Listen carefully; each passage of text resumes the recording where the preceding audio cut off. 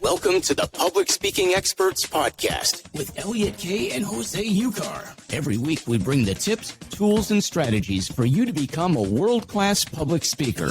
We bring you guests, experts, and authorities in the field of public speaking to enrich you and enhance your public speaking journey. Remember to subscribe, rate, and comment. And now, please welcome your hosts, Elliot and Jose.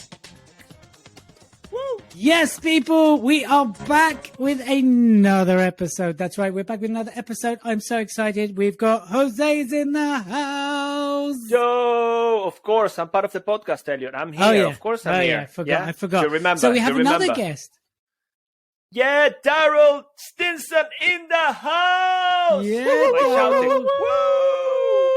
all the way in the US of A. Whereabouts in the US are you, Darryll? I am in Metro Atlanta. Atlanta, yes. The place of, I don't know anything about Atlanta. What is Atlanta known for? Gambling. Diversity, history, culture. Yes. And more. That's exactly what I was thinking of. Entertainment. Football, baseball, entertainment, food, meat. Do you have like a cool restaurant that everyone goes to because the best burger in town or something like that? There's a few, but I feel like there's hidden gems in every community. Very good answer. Very good answer. Welcome to the Public Speaking Expert Podcast. We're super excited. As you know, every now and then we just we handpick, we choose our guests. We like, we go, oh, yeah, is that the, yeah, cha. And then we go, you, sir, you, ma'am, you want to be on our show. No, that's not true. Actually, please be on our show. Please be on our show. It's and interesting. Today we have a treat for you. Jose, I'm speaking. It's very interesting because I know you're speaking. I'm speaking. Because the one thing Darryll, just so you know, the one thing we didn't do was to pick our partners for the podcast. That's the one thing we missed. But, Yeah, I'm sorry you got stuck with this guy. Sometimes we just got to deal with adversity in life, How dare you both. Life has been you both throwing get this. stones at me. Boo! That's what you both get. Right. Awesome. So very quickly, my name is Elliot Kay, and I am one half of the Public Speaking Expert Podcast. I work with business owners, entrepreneurs to help them stand out, be more giraffe. And as we're speaking, my book is being launched, Stand Out as a Speaker and Be More Giraffe. Could I say even more what it does on the tin? That's book number 5 on its way to a bestseller. Fingers crossed. That's a little about me. Over to Jose, and then let's hand it to Darryll to introduce himself. Jose, over to you. Amazing stuff, buddy. Congratulations on the 5th book. I'm Book? super excited about that. Yeah, the book. So Yes, that's the thing. Duke. I wanted to say, look, people, the Duke and the book, both. So if you want to find out more about the Duke, just DM me. Right. I'm a communication and public speaking coach, and I help people in business to do just what I've done, to mess it up when you're speaking and then find a way to sort it out on the go. So that could be a bit of improvisation. That's fine. It's not exactly helping people with accents to stand out, connect, and deliver their greatness no matter what. So this is what I do. And now we're going to pass on the mic to the one and only, hold on a second. I'm thinking about a greater introduction. The legend of Monte Cristo. Yeah, the legend, the king of Sting, Darryll Stinson. I wanted to rhyme it, but That's right. That's how we do it. I love it. Jose, I really think you should leave the clever stuff to me. Just saying. Over to you, Darryll. Do you want to say hello and introduce yourself? Yeah, No hello comments. everyone. I am a father, a husband. I love storytelling. I say that I think above all of that, the thing that ties me together is I love helping people make their purpose profitable and their hope tangible. And I do that through primarily public speaking and coaching and things like that. But that's what I really care about. I really care about people's purpose and what they want to do with their life and what they feel, uniquely designed to do. And I also want them to make a great living at doing it. And then, of course, that hope, if you're down in that low place, because I'm a suicide survivor and have come out of some darkness, I want people to have hope, but I want them to have tangible results from that hope. And so that's where I help people, turn their hope and make it tangible. So really love that. Welcome to the Public Speaking Expert Podcast, and thank you for joining us. So let's go by your last statement, right? Let's dive in there a little bit, although the show's not about that. Obviously, it's about public speaking and expertise. But that's such a big part of your story is, you're being an expert survivor. So tell us about that day, if you're happy to go there. Tell us about that day when you're like, you know what, that's it. It's over, which would be an accumulation of things, no doubt, and what happened over time. But then tell us coming out the other side as well. So tell us kind of like, that's it, I'm going to do it, and tell us how you didn't do it. And, how that now leads to hope. Over to you.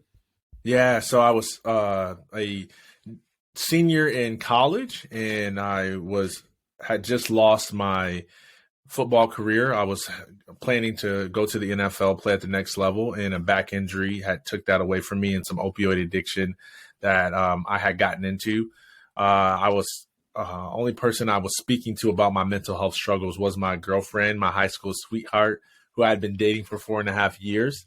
And she's a typical high school sweetheart. We carved our initials in trees together. We put my last name next to her first name in cursive. We came up with the names of our children, and we picked out the place we wanted to live. And we had our favorite movie and our favorite song, and everything was just perfect, And I would confide in her. And one day I am sitting in a 2006 Dodge Stratus, and I'm 6'5", so just imagine this big guy crammed in this little bitty car.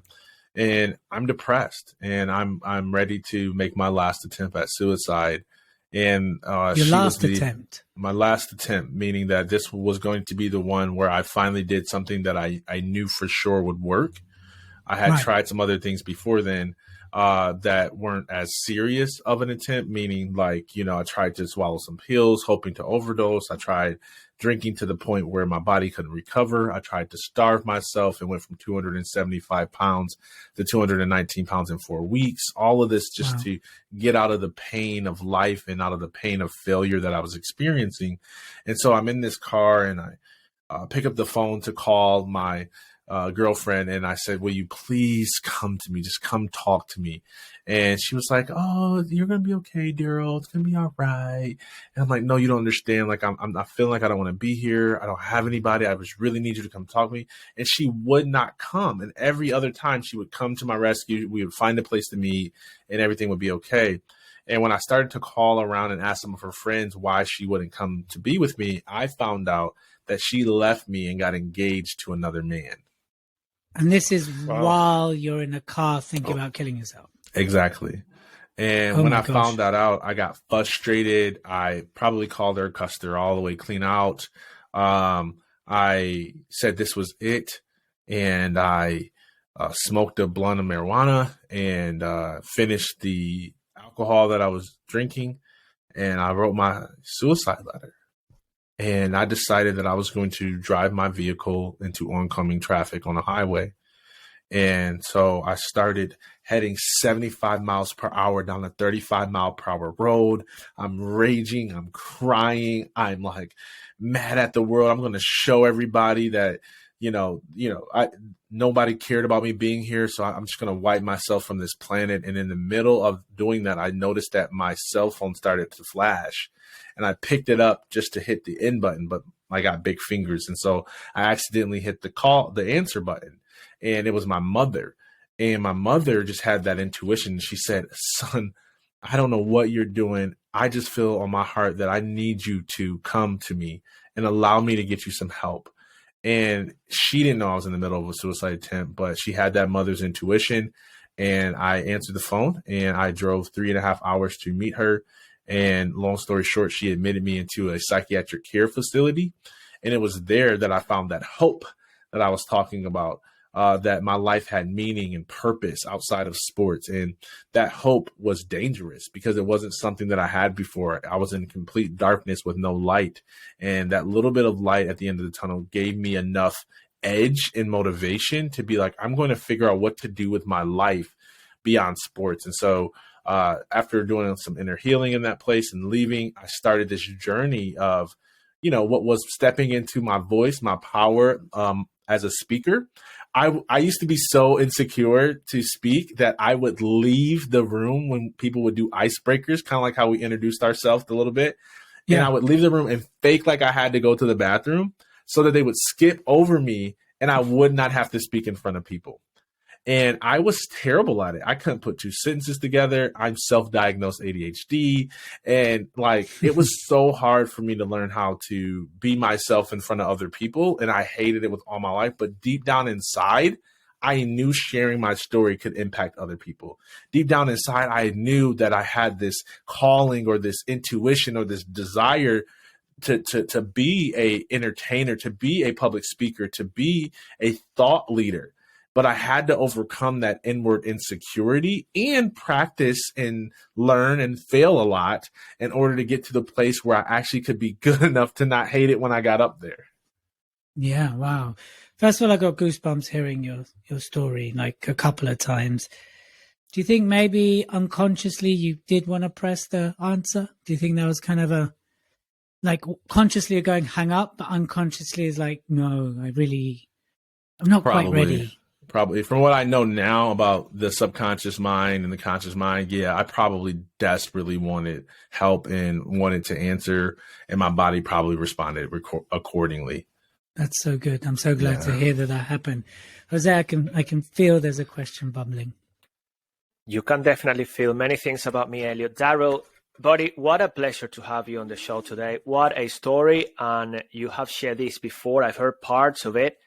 So I have two questions. I'm going to go with the first one, and then we see how we go with the other one. Elliot may ask it because he likes to take away my things as well. So but let's not make it personal. Let's not make it about us. It's about you today. So, Darryll, all of this great story, all of this background, how do you use it today on the stage to inspire people? I think the first thing I do is I choose to be myself. And I think as public speakers, there's always a choice because we always have the event planner's expectations and wants. We have the comparison of ourselves to other speakers. We have all the different personality types and demographics within an audience who have an expectation of what they feel like a speaker should be or what they feel like a speaker should bring. But I take all of that and I take it into consideration, and then I choose to be myself. And the reason why is because if you study my journey and my story, you see I spent a lot of my life putting up a false persona, trying to earn affirmation and approval from other people. That when I survived my suicide attempts and came out of that psychiatric experience that I shared earlier, I made a decision that I would rather be real and be rejected than to be fake and be accepted. And so the first thing I do is I choose to be myself. I tell myself, hey, this is all great feedback. I know people have expectations. I'm going to deliver value, but I'm going to do it in a way that's authentic to me. And one way, just to make that concrete, is the way that I open my speeches. So sometimes I do have a quote or a statement that's an attention grabber and all the good stuff that we're trained to do as public speakers. But I like speaking like I like conversating. And I often don't open up conversations with the quote. And I'm like, hey, Elliot, nice to meet you. Eric Thomas once said, like I'm just not like that. And so I like introducing people to my train of thought. So I remember the first time it was risky because no one expected me to open up a speech that way. They were waiting for the quote, or if I was in church, the scripture, or the traditional, thank you for bringing me here. I'm so excited. I'm going to talk about. They were waiting for any type of traditional opening. And I came in, I said, man, this morning was rough. And I was thinking about how I could get out of today's speaking engagement without ruining my brand reputation. But isn't that just like us as humans? The moment we get close to an opportunity to impact the lives of other people, something, fear, worry, overwhelm, gets in our way. That's what I want to talk to you about today. And it felt more authentic to me. And so that is just an example of one of the things that I do to answer your question. Go on, Jose. Beautiful, Go on. I Darryl. won't steal it. I won't steal. Go on. You answer All the right, second all question. right. I get a second question, Darryl. Fantastic. I love that answer, and I think it's so important. And I loved it in the fact that, I don't start my conversations with another person with a quote. So, Elliot Kay once said, I don't think he said much, but, I hope he will. Anyway. So, Darryl. So my next question is, you're sharing a story that is powerful, can be, it is a bit, it is raw, it's, down to earth. It's something that could happen to anyone. So as you know, we tend to speak about telling a story from a heel scar or an open wound. Elliot Kay said that, by the way. Okay, then Elliot Kay did say that. Maybe he just said it today. So no, Elliot always he says repeated that. it. He repeated it after me. Okay, he always says it, and I copied it from Elliot. Okay, mea culpa, mea culpa. So, Darryl, how? Because that was my feeling when you told the story. How do you get it to that point from being, an open wound to a heel scar from which you can speak? Because we get this question a lot as well. So I'm sure the audience will benefit from your view on it, your perspective. Thank you. Yeah, the first thing I would say, I would free people from thinking that there's one right way to do it, because I think that's one of the things that keeps people paralyzed. Is there's probably 100 different ways to share a place of your pain or piece of your story that is vulnerable, without trauma dumping on people or without becoming overwhelmed by the emotions to the point where you can't finish your speech or it distracts people from the content itself. And yet I feel like people think there's only one way. And so that's the first thing, is there's freedom to have options. I'll a couple of things. Here's something different that I'm sure most people don't say. I believe that in part, sometimes healing comes in doing, and that we keep waiting till it's a closed wound. We keep waiting till it's a scar. We keep waiting till we're at a certain level of degree of healing from something before we step up and share our message and our story. And while I believe we should have some reservations, I think that there is some healing that comes in doing. When I wrote my book, there was a lot of healing that came from that. When I stepped up and shared my speech, especially in the early days, I was still a little timid. I did a few times probably lose it on stage and have people come up to me feeling sorry for me, wanting to counsel me and console me. And that's where I healed from that moment. I tell the best way that I know to describe it is this: we all as human beings have this desire to be fully known and fully loved. Okay. We want to be fully known and fully loved. And it's impossible to be fully loved if you're not fully known. If you've got secrets and no one knows about them, when people tell you they love you, your first response is not going to be thank you. It's going to be, but would they love me if they really knew me?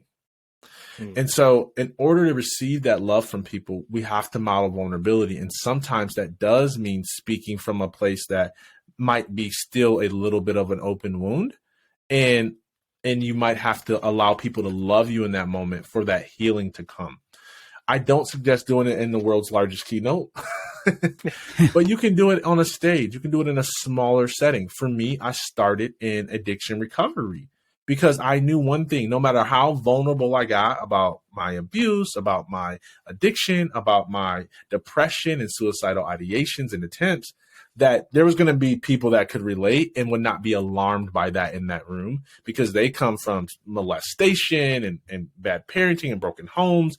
And so I found an environment where there were people more broken than me in areas who could then love me in my brokenness. And that allowed some healing. I never used to tell my story as being an addict and addicted to opioids until I started speaking in front of addiction recovery groups and realized I was more like them than I realized.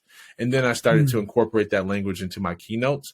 And so that's one of the things that we do, is it only comes in the clarity of, in the practice of doing it in front of people and allowing that love to bring healing to your life.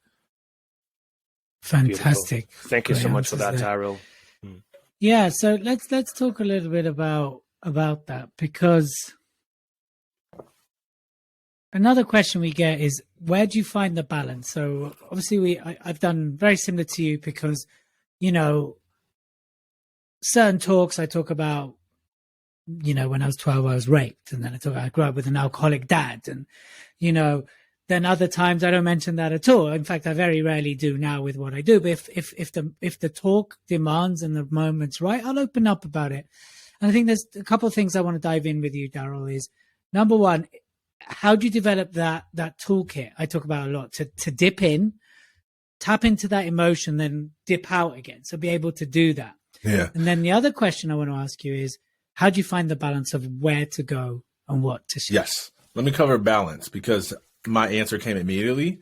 I actually don't look for balance. I instead, I was going to say focus on focus, but I'll try not to use, but I see it as focusing, not balancing. And that's a very key distinction. Because imagine if we're like, I've got this big ball of a story, this big lump of a story to tell, and I'm trying to balance it. Like, how much do I leave out? How much do I leave in? It's like, you're like this. And balancing is really hard for me. Even as an athlete, I'm terribly unbalanced. That's why I played football. I can just run unorthodox through people, But focusing, I can focus. So when I think about focus, I think about where is the speech headed? What is the outcome that I want for my audience? And I start to see how much I should share and how much I shouldn't share through the lens of if it's guiding me in the right direction. So when I think about how much of my depression in that story and that emotion do I share, I don't say, how do I balance it? I say, what parts of that story is necessary to communicate the point of my speech? And that eliminates certain things. And then I don't have to go. Most of the times I don't have to go to the depths of my darkness because the goal of the speech is not to pull people to the depth. The goal of the speech is to pull people to the mountain. It's to help people to see the promise. It's to help people to see the benefit, the positivity, the opportunity in their adversity. And so all I need to do is paint the picture of the fact that I had some adversity. I had some thoughts. I felt low, but here's what I did with that low moment, because it is their low moment that matters more than my own low moment. I am not the star of the story. They are. I'm just using my story to guide them through their most powerful, authentic self. And so I focus on focus versus trying to balance it all. Amazing. And what about having the ability to, again, I guess building on your answer, is it a case of because I've worked very hard to have that emotional toolkit that I'm able to open up, go in to that emotion, be true to it. I mean, being real. It's not acting. I don't believe in acting. I believe in being present to the emotion, going there, and then but equally being able to leave it there and come back out and not be a mess. Yeah. How did you go about developing that for you? Or do you, again, judging by what you're saying, do you just go what you just said? What you just said is exactly how I did it.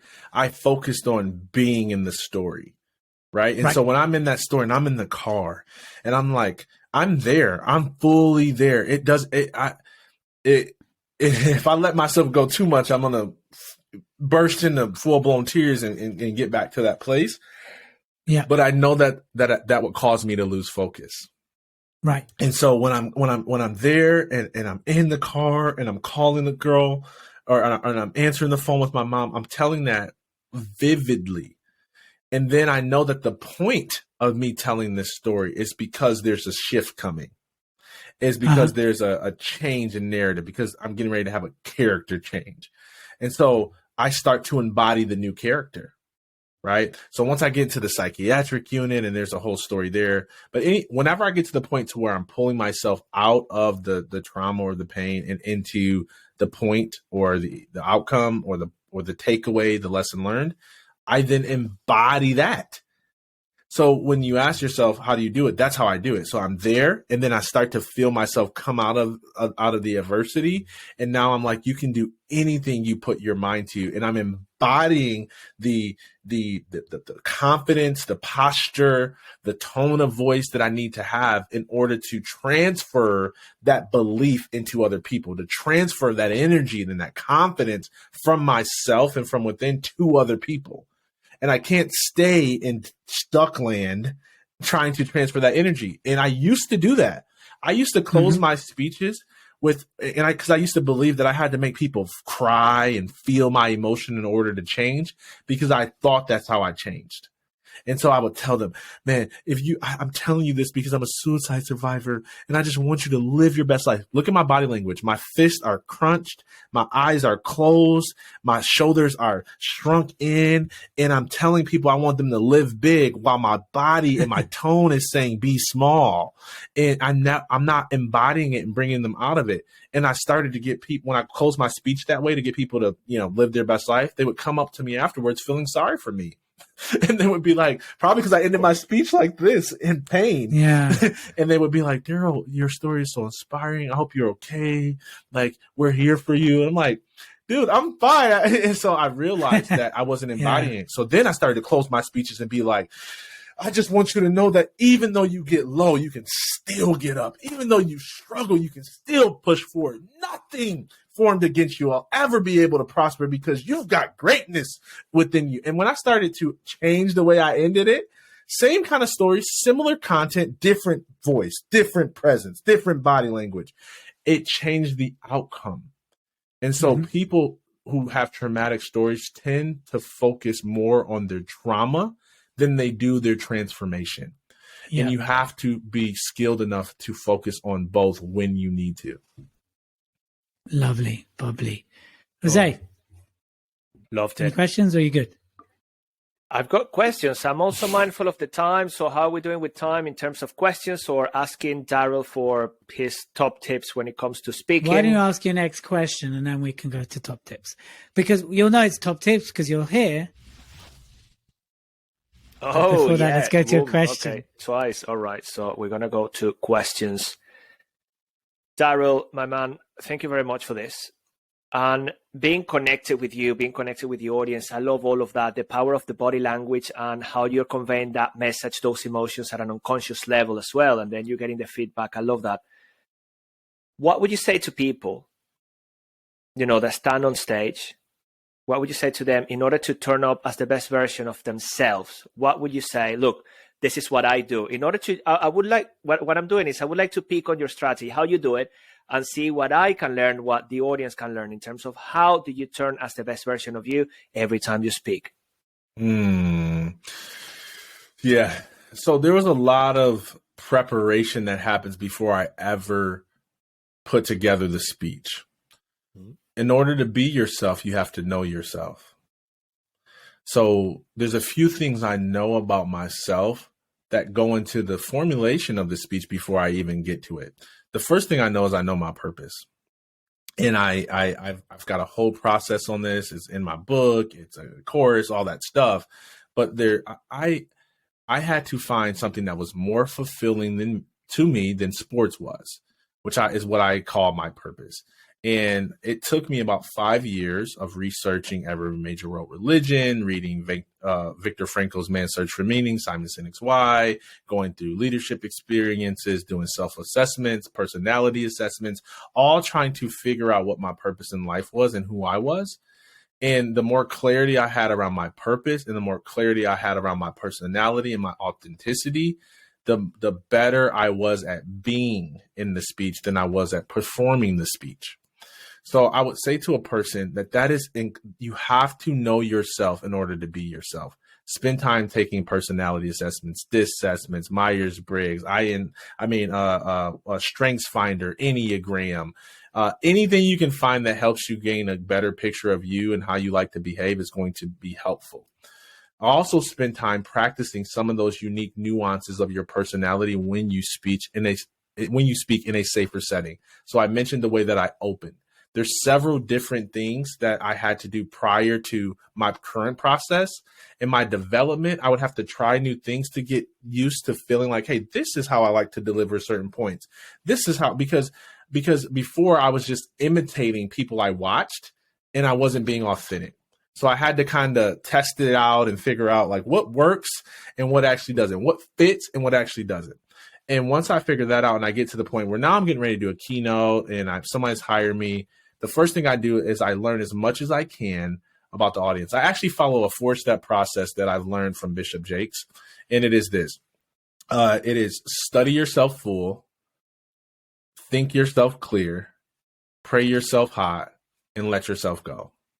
So study yourself full is where I just research everything about the topic, about my audience that I can get my hands on. Like I want to know about them, and I want to know about the subject matter of expertise, right? And that's studying myself full, like just getting everything full of the information, and then thinking myself clear. Now here's where I'm taking all of that information. I'm asking myself, what is the best way to convey my most powerful idea to the audience? Okay, because I'm all about transferring a concept, an idea. My speech, You're Enough, is the idea that this one belief can actually transform your mental health better than any other modality. That's the idea we're spreading. So I find that, and I'm thinking myself clear, and then I say, what's the necessary points, the necessary illustrations, the necessary data, the necessary stories that I need to tell to transfer that idea from my mind to theirs. Okay. And then once I think myself clear, that also includes the transitions. How do I make this a smooth oiled machine? So as I practice it out loud, I start to see I'm getting stuck here, and this doesn't make sense. And so I tweak it and tweak it and tweak it until it becomes smooth like a baby's bottom, and then I pray myself hot. And whether you're a person of faith and you believe in prayer or not, you still can apply the principle. The principle of praying yourself hot is that you allow the full impact that your message could have on the world to rest in your heart. This is how you show up with authority, because you know your message will have impact. So I will sit there at the top of my speech, my manuscript or my outline. I have a little box of what is the result of this message and what will happen if people do not implement what you say. And that what will happen if people do not implement what you say, I am extreme. Like I go to the furthest extent. Like even when I was doing marketing consulting and I was teaching the 4 C's of effective marketing, I would be like, if they don't do this, like their company's going to go bankrupt. Like they're going to have to lay off all of their employees. Like their community is just going to waste away and be tumbleweeds. Like I would just build it up to the most extreme extent, because somewhere through the history of time, there is somebody who didn't listen to the principles or that I'm getting ready to share. And that was the reality. So I want to deliver it as if it's that powerful of a message. So that's what praying yourself hot is. It's embodying that and ingraining that message so deep in your heart. And then letting yourself go is about realizing that there's going to be stuff in the moment that happens. There's going to be a look that you get where somebody is not interested, and you just got to let yourself go. Let that stuff fall off or roll off your body like rain, and just keep on going and have fun and enjoy the experience. So that's the process that I follow in order to produce the speeches. That's amazing. I give that look to Jose all the time, and he still comes back. So what can I say? Some people just don't get it. Buddy, I let myself go years ago. So I think that's the problem or the advantage. I let myself go every time I'm on stage. I just letting myself go. There you go. Well, amazing. There's various ways powerful. to let yourself go, but we won't go into that right now. You know what I'm saying? Yeah. So really great stuff. So Darryll, what are your top tips for anybody who wants to take somebody that's been through something similar to you and wants to transfer that to become a speaker? Give us your 3 juicy nuggets. Over to you. Yes. Know yourself. Be yourself. Hire a coach.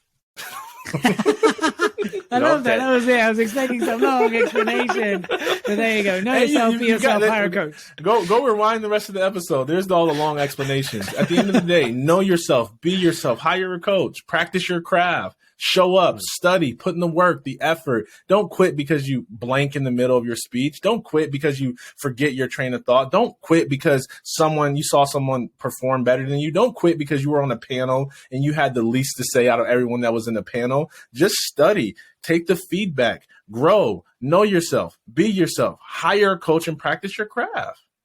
Boom. I love that. Love it. I love that. Beautiful. That was amazing. Stuff. You definitely get this. 100%. All the way, baby. Bravo. So Darryll, how do people find out about you, connect with you? What are your books called? This is your time to shine. Over to you. Yes, go to my website, darrylstinson.com, and I'm sure the links will be in the show notes. And I have so many resources to give to people. Of course, I have coaching programs, and I've got a best-selling book called Who Am I After Sports? If you're a former athlete or anyone in a season of transition, the book is a great resource for you. Feel free to go pay Amazon and give them all of my money, and they'll send me the pennies. It's fine. I'm not salty about it. I care about the impact, and I will write 20 books. And so I'm working on my second book now, but I say get connected, especially I send out this resource every Thursday for speakers called the Speaker's Briefcase. I started it in the middle of the pandemic because so many speakers, businesses were getting shut down and they couldn't find opportunity. And I felt like I could help with my network. And so I gave them some exercises to just improve their communication skill and ability, but also some free speaking leads of events that we're hiring speakers, just 10 of them. It's a smorgasbord. People probably will find 2 or 3 that apply to their topic or niche, but it's free. And I send it out every single Thursday. Our team puts it together. So it's a great resource. I'll be happy to send you a link for it as well. And just reach out if there's any way that I can be a blessing or help to you. If you want me as a guest or a speaker, or you just want some advice or some perspective or a referral or introduction, like I'm a really approachable person because I wholeheartedly believe that there's only win-win scenarios in life. That when you win, Jose, I win. That when you win, Elliot, I win. So I'm happy to elevate voices of other people. There's one intro that I would love you to do, if you could. Okay. We really want to get David Goggins on the podcast. Can you help us with that? I may be able to. All right. I know someone who knows David pretty well. Great. Well, I even said that we've contacted the office. We said we'll put money towards his chosen charity. So we're willing to pay for his appearance. Okay. If you can help facilitate that, then Oscar, who's Oscar? Jose, okay. We'll love you forever. Okay. No, we will love you forever. I love you. Oscar will love you as well. No, absolutely. That would be fantastic, Darryll. Yeah, and Oscar. Well, it's going to be probably the next speaker. Okay. Don't know where that came from. Darryll, thank you so much for coming, sharing your heart, your soul, your knowledge, your expertise, your wisdom. I would love to have you back because I just know we're scratching the surface. So when the time's right, we'd love to invite you back and carry on because I think you're a man of great depth, great insight, but more than anything, great heart. And that's what really matters to us. So, we've been on Clubhouse together and, you cried on Clubhouse and we're very moved by that. And of course, if there's anything we can do for you, Jose and myself, introduction, connection, there's something we can do to support your greatness, please do ask. It's a two-way thing. Yes. I have one ask of you and all of our listeners. Go be your most powerful, authentic self. Do not shrink anything about your dreams, your personality, your wants, your desires to make other people feel comfortable around you. Don't shrink because you're afraid. Rise to the occasion. Go make your book a bestseller, Elliot. Go take this podcast to even greater lengths around the world because I so wholeheartedly believe that there's so many more people that you both will impact and so will our listeners that we all just have to say yes to our heart's desires. Amen. And I think that's a perfect way to end the show. Perfect. Thank you so much. Thank you. Till the next time. You've been listening to the Public Speaking Experts Podcast with Elliot Kay and Jose Ucar. Follow us on Instagram and join us next week for even more. Remember to always speak your greatness. Subscribe, rate, and comment.